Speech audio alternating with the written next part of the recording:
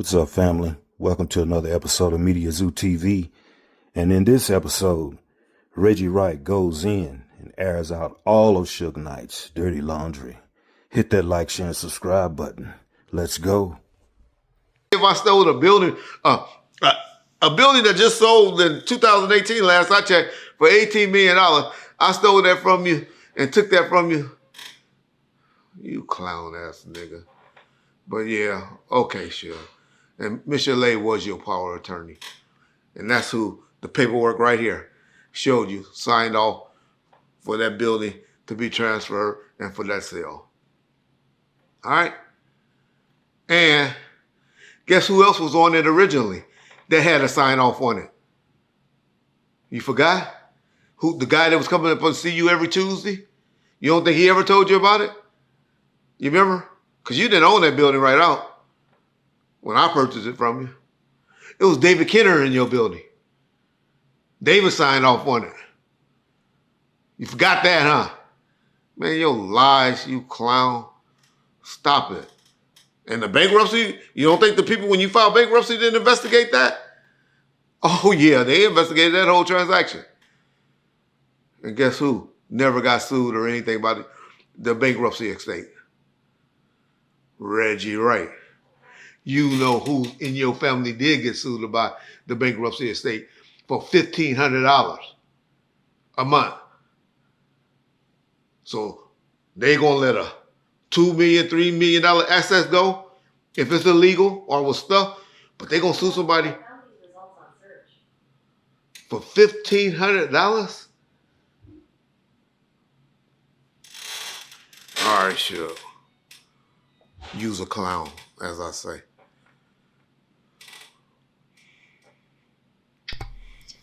Okay, the next little thing he threw out there was that he said you had cops in his luxury box suite at Staples Center drinking all his fine champagne and wine.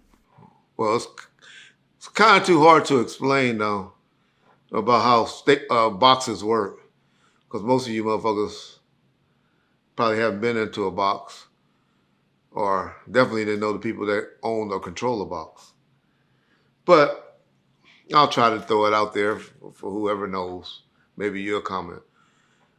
It ain't like the staple or the boxes at the events are just got stacks of wine and champagne and all of that just sitting inside the box. You gotta order that, put your credit card up for it each game. Okay, so the staple box was purchased each year in 1999. 1999 is when the Lakers opened up the Staples Center. That was something that I asked you to, can I do? And you said, yeah, go ahead and get the box. We had Bobby Shapiro, an attorney, because he was in the what was that, the Kings and shit going. Somebody, your dad and mom, we gave events whenever we released the DVDs and all of that stuff. But who signed for the box? Who signed? That was a company box. Deathrow box. Who ran Deathrow? Oh, I forgot I didn't run Deathrow. Who's in charge of the box? Reggie Wright. When did Compton PD or shares become shares? 2001, the later part. I didn't fuck with no shares then. That didn't sound good about the share stuff and all of that. You had no shares in no goddamn box. But that sounds good. That sounds good, shit. That make you feel better? You clown. But no, wasn't no shares in the box. My daddy, here's a picture of my daddy. He didn't know to go. If he went to any Laker games, he had his own season tickets. He just got honored last year. 42 years straight of being a season ticket holder or something. 40-some years. There's a picture of him getting honored at the Laker game. He didn't need your little box. He said he had seats down there on the ground, on the floor at the Laker game for over 40-some years. Me and him was partners on that. Whenever I had time. But shit, when did I have time to go to Laker games, Suge? On Thursday, Fridays, Saturdays, and Sundays, I was up there babysitting your bitch ass from 1997 to 2001. Every week. So I guess I had the Shares hanging out with me on Tuesdays. I guess that's when I had them in your box. Suge, you just make up shit to try to make somebody sound bad. You ain't got to do that, dog. Just say, I don't like the motherfucker no more. I made a mistake bringing Reggie into my life. You say you didn't hang with me or anything like that? Who introduced you to... How did you meet Sharita, motherfucker? We didn't go to Hostler Junior High School together? We didn't play on... Oh, you went to Bourbon Gay. I caught that. See, most motherfuckers didn't catch that Bourbon Gay shit. But it's Bourbon Day High School. Nigga, yeah, I went there in the 9th and 10th grade. Nigga, I didn't play football with you in the 11th and 12th grade. We didn't go to Stephen C. Falk. We never hung out. I never professed to hang out with you. My best friend growing up was the White Story. Everybody know the stories. But, okay. And then when I came on the other side, well, my grandmother's house, who lived next door to the McDonald's in there. So, Mr. Knight, please, I beg of you, stop coming online just lying, making up shit. But no, we never really, I can't never say I spent the night over your house or anything like that. I never perpetrated to do that. So please, whoever's playing this for you, make sure they play the whole thing and not edited versions. Because, nigga, you didn't play sports. You just played baseball, as I remember, growing up. You played at Greater Compton. I played at Linwood. I played at Luders Park. Tell us one team at Luders Park that you played for, nigga, basketball. Or at Wilson Park. Nigga, I think you did play a year or two for the A's at Kelly Park. But any of those niggas from In Hood, Kelly Park, can't say they didn't know Little Reds playing baseball growing up. Oh, my God. Suge Knight, please. I'm more confident than you can ever be, nigga.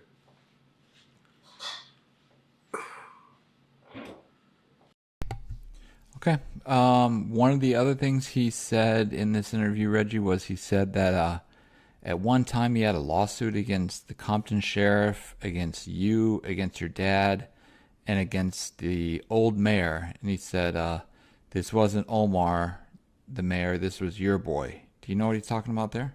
I think you misquoting him on that. I didn't ever hear him say that he had a lawsuit. I think I heard him say he could have. But I don't know, because I don't listen to shit in depth. But he ain't never had no lawsuit. I wish he would have sued me for something. Gave me a reason to be mad at him back in the early 2000s. And I sure would have tore him up. Because everything was in Reggie's name that you had. And then when you went broke, Reggie is the one that suffered for most of the shit. So I wish you would have sued or had something to sue for. You forget who house your kids grew up in. Lil Suge, Stormy and them. Reggie Wright house in Porter Ranch. Okay, let's go in the cars. Peaches, Trish, Reggie Wright car. Mission Lane, Reggie Wright car. Tammy, Reggie Wright car. The house that y'all always talking about, the clowns you talking to now, in Malibu, talking about me and Tammy had together. Nigga, you know why I got that house in Malibu for Tammy? That was for you and her when you came home. Okay?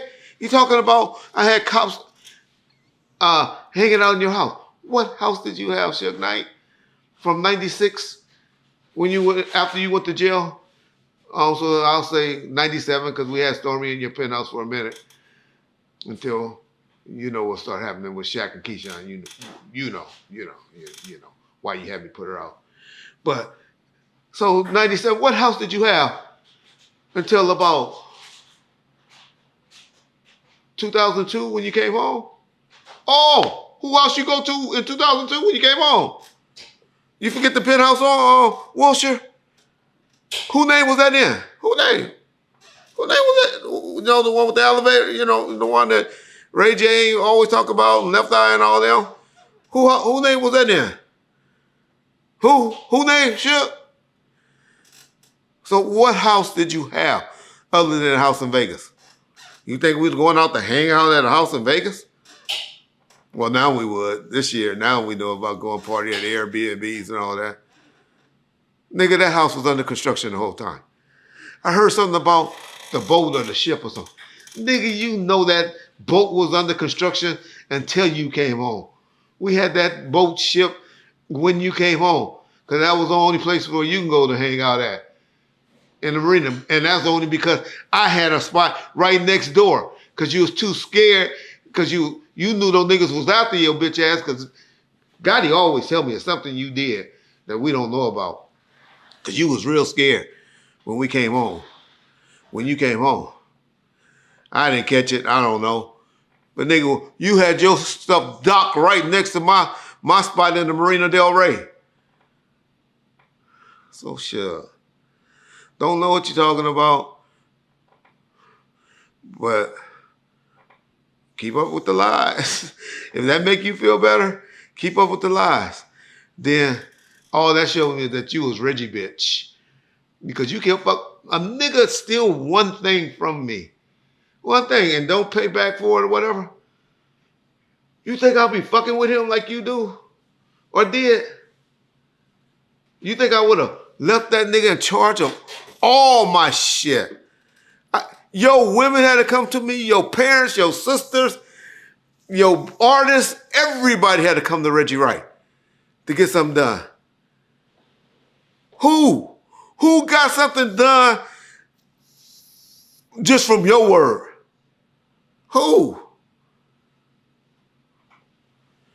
I used to have to make you call Debbie half the time just to approve some things.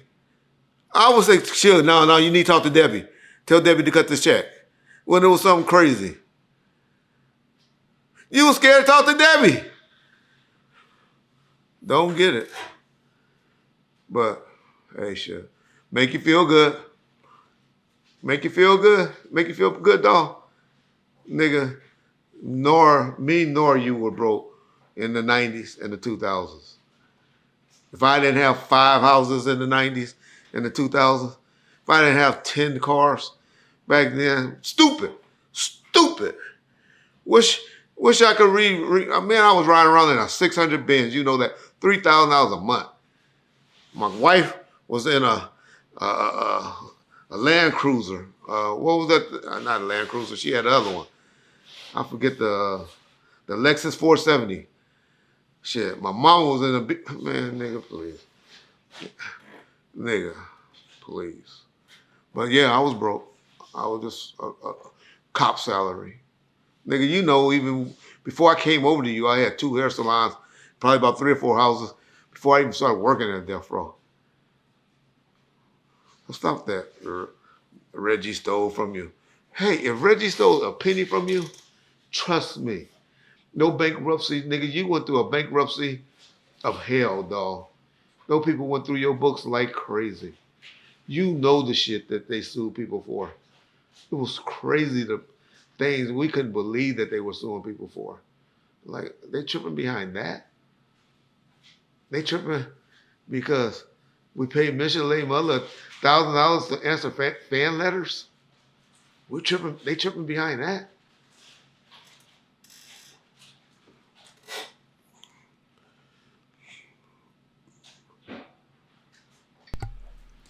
Okay.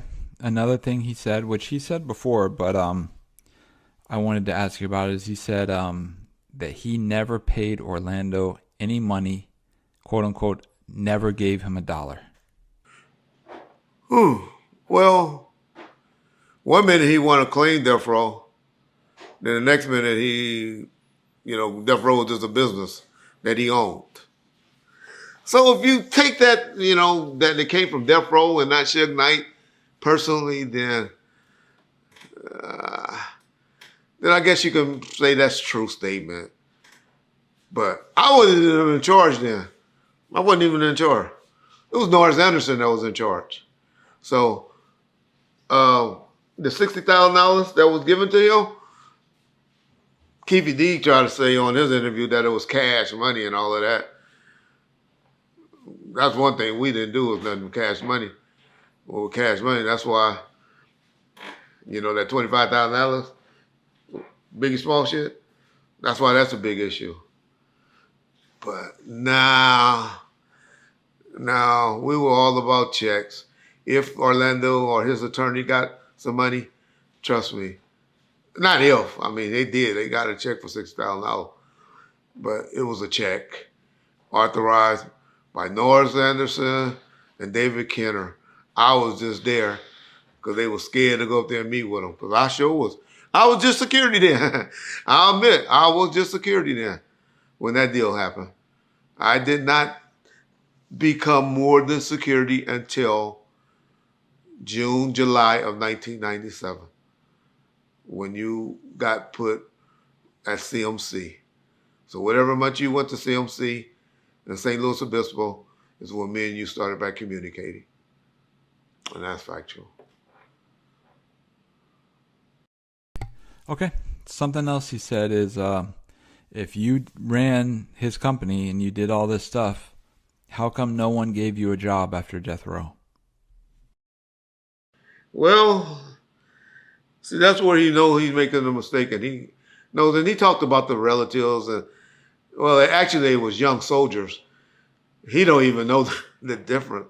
So it was a group called the Young Soldiers that he had signed in, and they had that song, East Side Niggas, West Side Niggas. Had Big Y and Young Stretch that was in the group. The relatives was actually Sugar Booger and Big Y. So the only denominator in the Young Soldiers relatives is Big Y. Y'all tell me any songs that Big Y was on after Deathrow kind of went down, after murder was the case. Any songs? Were they on Gridlock? Were they on Gang Related? Were they on, what else came after that? Deathrow Uncut? We know no Tupacs. Were they on, they were, Sugar Booker alone, who Reggie put on there, was on Too Gangster for Radio. That's because of the relationship with Tata, because Tata had him at that point. Y'all remember Break Bread Records? He had him, that album Dirty Money and all of that. I got him from Tata because me and Tata became partners. But then Tata got locked up, and then that's when they just signed with me directly. So he say that they that I killed their career off. Well, he didn't do anything with them after Murder Was the Case, 94. But let's think of all the people that was on Murder Was the Case in 1994. Who career he killed. He did a great job with Lady Ray's career, huh? Oh, he did a great job with Danny Boy career, huh? Great job with Boss Hogg, huh? Who else? I mean, Suge Knight, as Norris told me a while ago, got lucky and had 4 good artists. 4 good artists. Oh, he did a hell of a job with Michelle A album, huh? A hell of a job with her career. Let's see, Snoop Dogg, Dr. Dre. We'll give him credit for Dre, even though we shouldn't. Snoop Dogg, Dr. Dre, Dogg Pound, and Tupac. We're going to give him credit for Tupac, or we're going to give Tupac credit for him? Can we think of anybody else who he did a great job with? Can we? Y'all say J Flex, love J Flex, and Borny. Okay. Love them. But y'all see what he did to their careers. Man, and he gonna talk about the relatives. Who has the best Pyru song ever done. Produced by who? Reggie motherfucking Wright. Well, executive produced. Shout out to Rashad Coles, the actual producer of that beat. So, dawg. Suge Knight, you're funny, dawg. Now, as far as the job, well, he got to know this. He knows this. Okay, so I ran American Music for about 2 or 3 years. 2 years, the urban department. So that was right after I left Deathrow. Immediately walked from that door straight to that door. But then in 2004, Suge, trying to take some little girls across state line, little 16-year-old girl, riding around with her across state line. We ain't getting into that story. Y'all read that in the papers. Well, he taking this little 16-year-old girl across state line. He liked the little 16-year-old girls. He was before R. Kelly, right? We forgot about, let's do the age of when Lil Suge was born by Stormy. Let's do the age of Trish. When he was messing around with Trish. But anyway, back to the subject. So then guess who he called? Red, I need you to come back, dog. I'm going to be gone for a year. And this Koch is like, man, I'm not going back up there with those niggas. I'm not going back up to Deathrow. No, Reg, you ain't got to even come in the office, ever. You just run everything from your house and from the phone. I just need you to deal with E1, who was Koch at the time. Okay, so that was 2004. Reggie motherfucking Wright made $10,000 a month from 2004. And then I did get fired. Guess when? When a dude named Chris, what's his name? Well, anyway, when they sold Chris Taylor, when they sold the company to the toy company in 2018. And the only reason I got fired there because I got stupid and got in some trouble. So, yeah. Killed that story, huh, Suge Knight? That's gone. Oh, and I don't even forgot about the True Dat Entertainment time when I had all the boxings, but that was just play money. That was a good time. Y'all remember when I had Ray J and the Realest doing the song? Yeah, y'all remember that stuff. No, y'all don't. And Detail, don't forget the Detail, who I found, who the reason why you got knocked out by Akon Bodyguard. I heard him say something about Whack 100 because he said, why didn't something happen to somebody that knocked him out with my cousin? J-Rock knocked Whack 100 out. He said, why nothing happened to him? That's the funniest shit you said all year, Suge Knight. Because you've been knocked out twice. By Greg the Barber once and Akon Bodyguard. Why you didn't go knock on their doors? You forget. I tell you that dementia, man. You say shit that be like, okay, if Wack was supposed to did that when he got knocked out, that don't apply to you when you got knocked out? You're a funny motherfucker, Suge Knight. Told you stop playing with Reggie Wright. Don't know why you do it.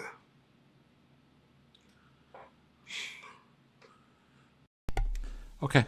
And the final thing he said was, and I quote, "Why didn't you go to Buntry's funeral?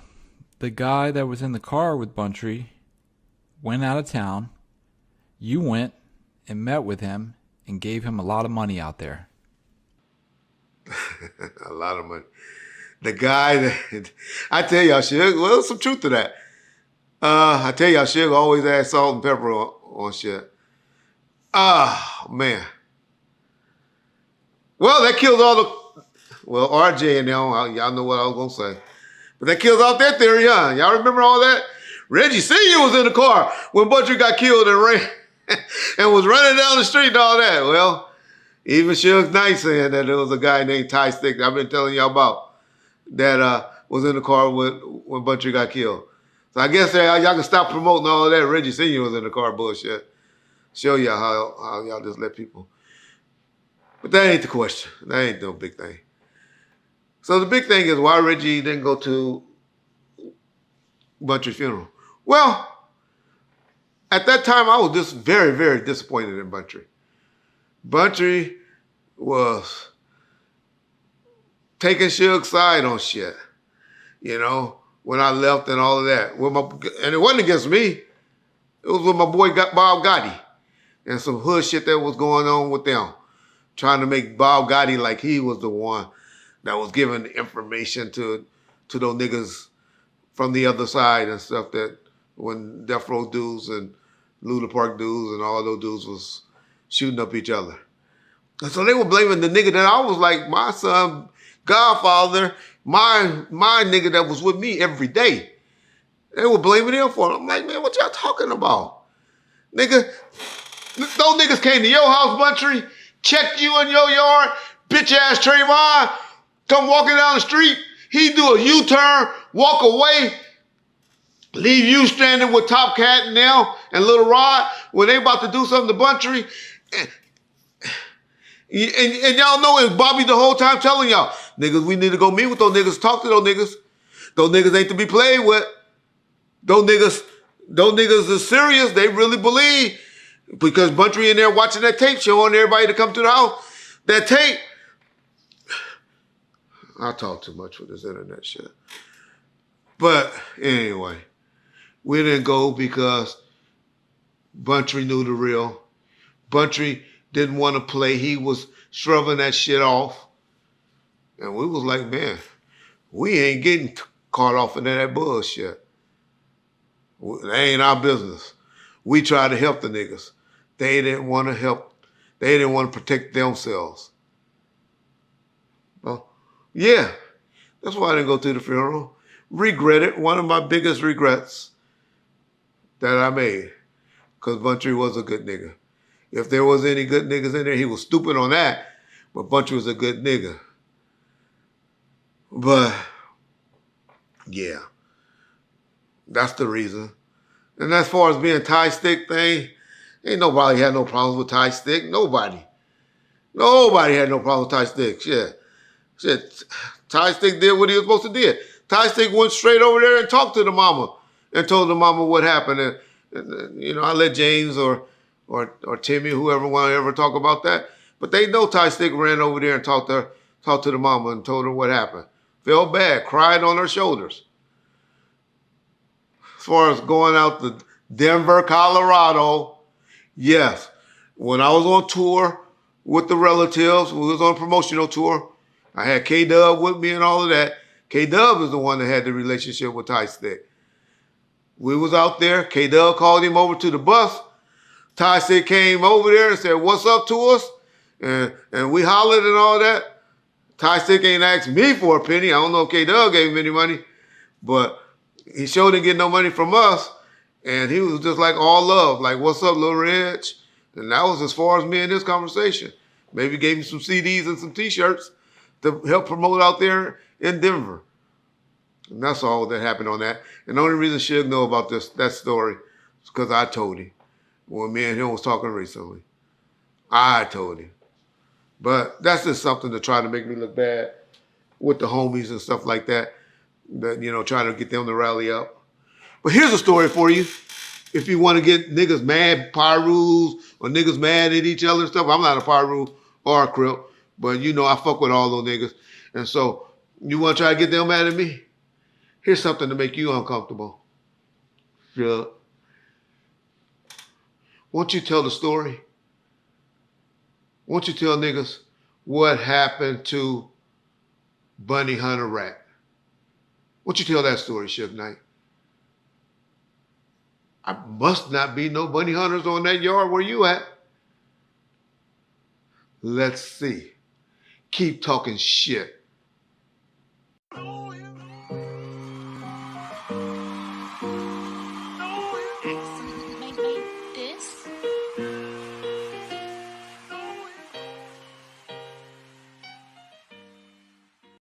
Ay, candy stove, sweet like sugar.